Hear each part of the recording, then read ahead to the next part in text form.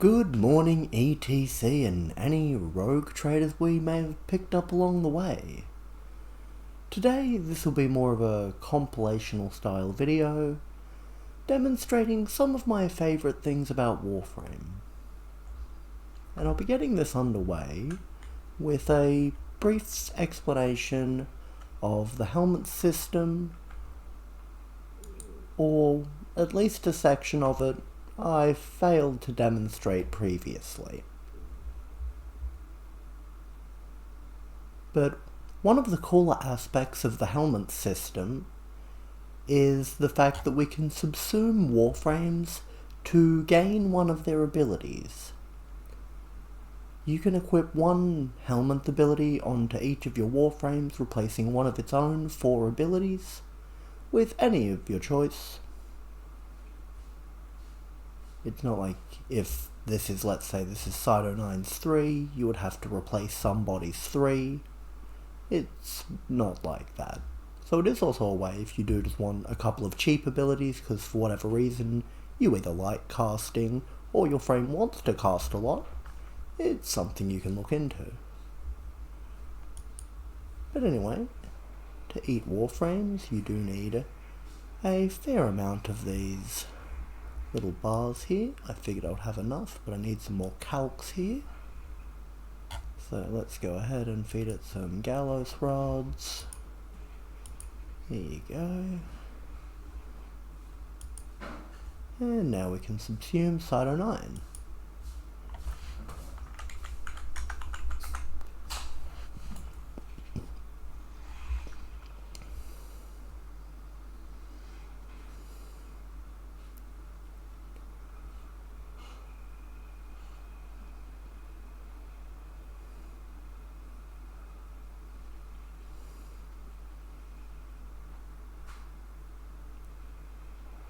This can only be done to base warframes, not their prime equivalent. So it is one of the interesting ways DE has helped give base warframes a second life, to bother getting them for the MR and what have you. Thankfully, this takes me to my arsenal, which lets me show off one of my second new and favourite things. I couldn't show this off with Cyto9 as I don't have all the Gemini skins, but we now have these things in Warframe called Gemini skins, and really they're just human faces for a Warframe, but I'm not super into the sci-fi, so I appreciate having a human facade for my Warframe.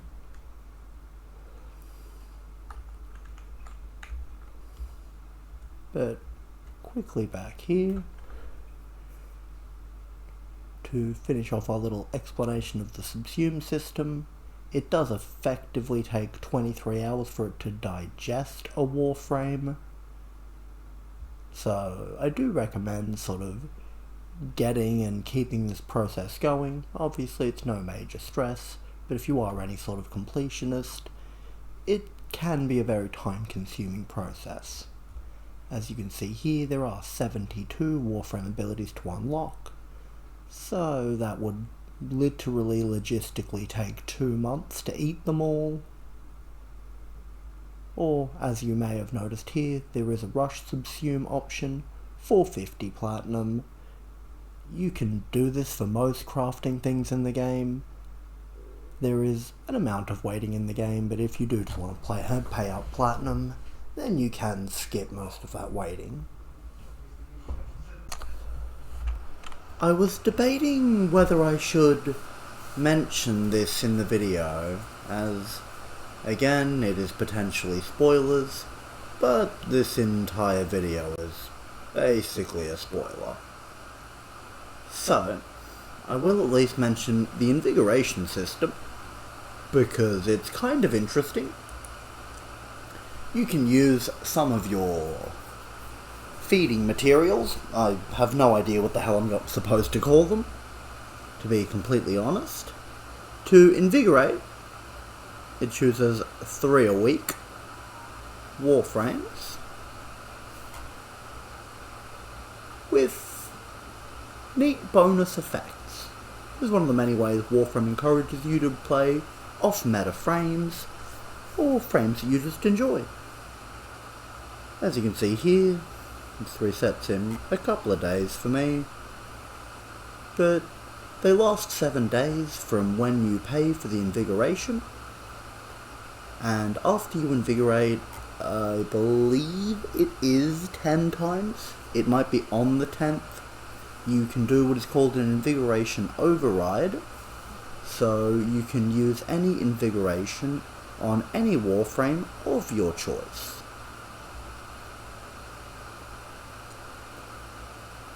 This doesn't really matter, but it's one of the cool things that the Helminth system can do. And it does mean that every now and then you might just get a superpowered week with a warframe that you really like. So, I would include it in one of the enjoyable things about Warframe. But the last thing that the Helminth can do for us is Archon shards. These have gotten through, honestly, a couple of means now, but mostly story progression, not like you get a limited amount, but you need to get to a certain amount in a certain part of the story until you can farm them. And even then, this is another long-term progression system, because you may notice here, along with our 6 colours, you also have these down here. These are Tau Forged shards. They're 50% better than normal shards, and they're a rare drop. Or now, you can fuse 3 of your normal shards, and I think it's Coalescence Fusion. No. It is Ascent Fusion. You fuse up 3 of those and 100 Stellar, which is a material we get from one of the endgame areas to make Tau Forge shards. So it's not totally RNG, because as I mentioned, these things are sort of farmable. You could probably get a dozen or so a week, so no, they're not infinitely farmable, but it's not that bad. It really isn't. Unless you, I want to equip a dozen warframes with Tau Forge shards. Okay, that may take months, but there's no real reason to ever do that. They can be taken out of your warframe for, I think it is... Bear with me a moment, and I will swap to another warframe that I have shards in, so I can check what it costs to remove them, because I can't tell you rightfully that I do remember, but you can take them out.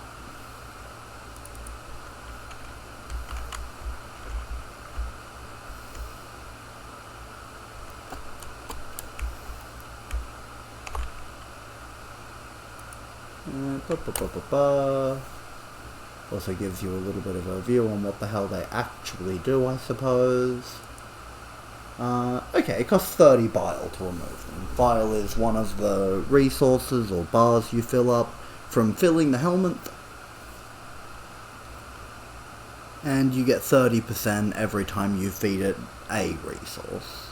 I guess I will quickly demonstrate how this actually works. So if I go down to pheromones here, this is all of the things that I could feed it that would get it pheromone points. So I'm going to go ahead and give it 20,000 nanospores here. And that will put my pheromones up from 50 to 80. That works the same for all of the other bars, but they take various materials from across the Warframe universe.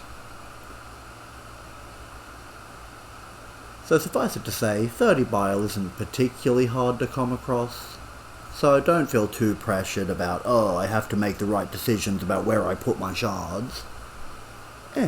you don't want to be taking them off willy-nilly, but it just means it's more farming that you either do or don't have to do.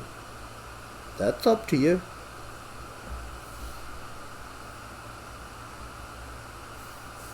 But the other major mechanic with Archon shards, there was originally just red, blue, and yellow. We have since gotten green, orange, and purple. And that is what the second type of fusion you saw here was about. You can fuse two of the base colours to make a new colour. So obviously, if you know anything about colour theory, yellow and blue makes green, red and blue makes purple, and yellow and red makes orange. These all have their own unique effects, which you may prefer over the base shards, depending on your build. I'm gonna take a second here to just quickly, I'll start at purple and explain what they do. So when you have purples embedded in you, for each one you have embedded in your warframe, you can either get 10% ability damage on enemies affected by electric status, 30% primary electric damage, and gain additional 10% per Crimson, Azure, or Violet Archon shard equipped. Gain 25% melee crit damage when max energy is above 500, the damage boost doubles. Or health and energy pickups also restore 20% of their opposite resource.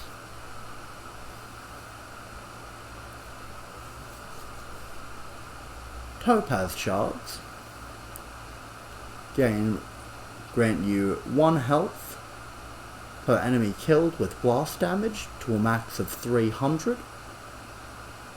Keep in mind that will still be per shard. Regenerate 5 shields when you kill an enemy with blast.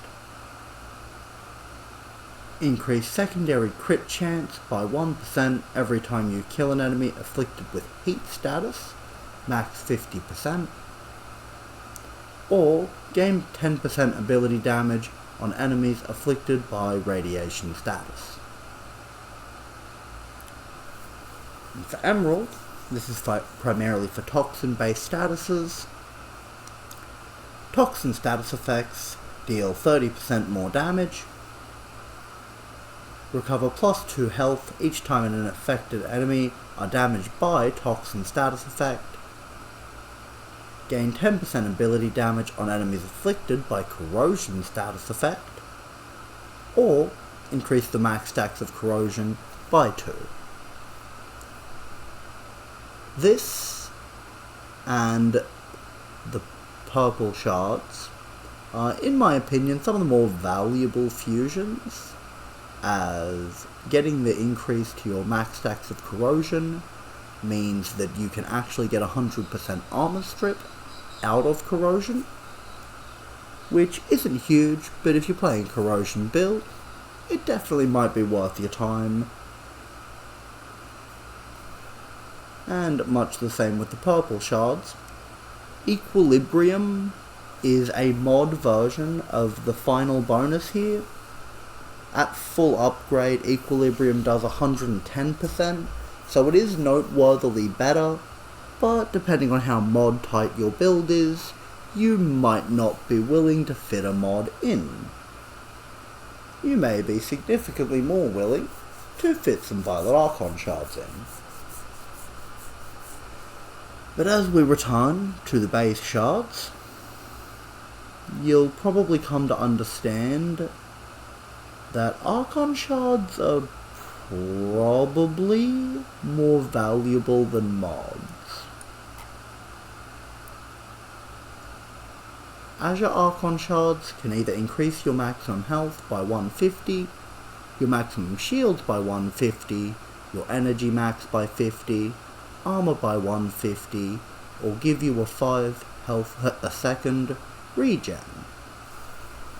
which isn't a lot, But with a couple on, or if you get Tower Forge for that extra 50%, they certainly can add up. Ember Shards can, on mission start, spawn you with 30% of your maximum energy, increase the effectiveness of health orbs by 100%, or energy orbs by 50%, or increase your casting speed by 25%, or your parkour velocity by 15%. And then lastly, we have our Crimson Archon Shards, which can grant you 25% melee critical damage, 25% status chance for your primary weapon, 25% secondary critical chance, 10% ability strength, or 10% duration.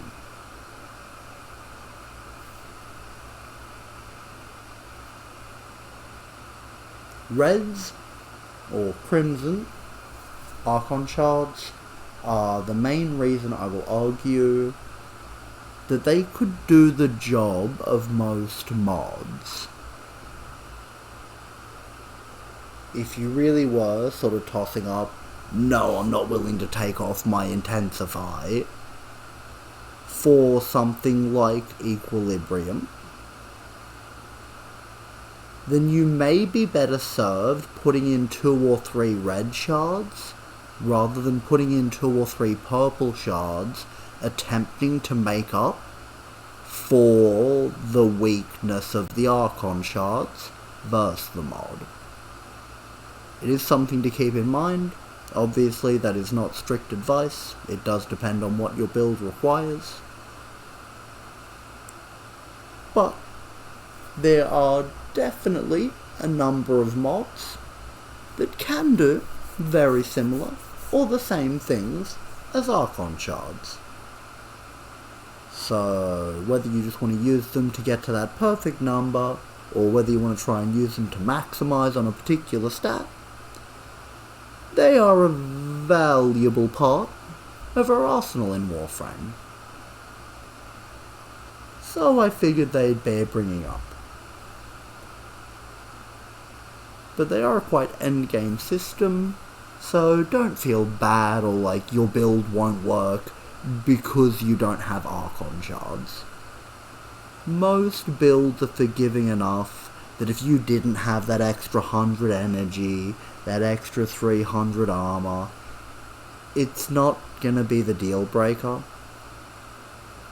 It certainly can be. It obviously will help. Being stronger is being stronger.